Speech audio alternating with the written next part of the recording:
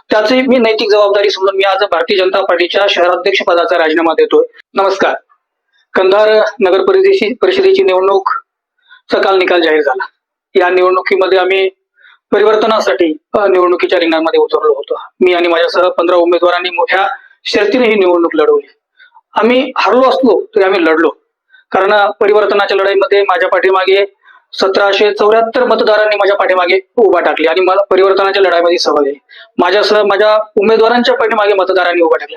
परंतु राजकीय सरीपाटावर ज्या काही घडामोडी घडल्या, आर्थिक महापूर या ठिकाणी व्हायला गेला, त्याच्यामध्ये कदाचित आमचा या ठिकाणी पराभव झाला असेल.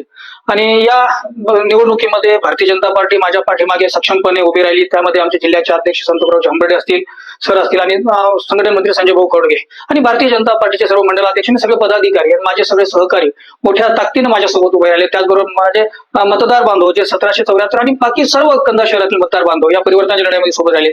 निश्चितच मी त्यांचे उपकार हे सदैव कधीही विसरू शकत नाही.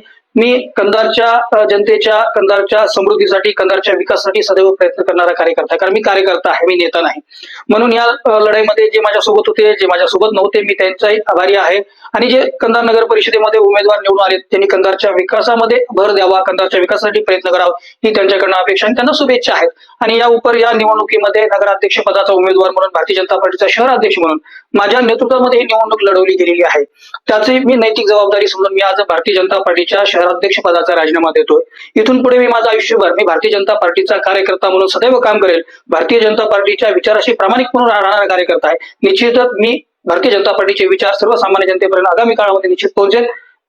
एवढे मी बोलतो, थांबतो आणि सर्व कंधारवासियांचे आभार मानतो. धन्यवाद.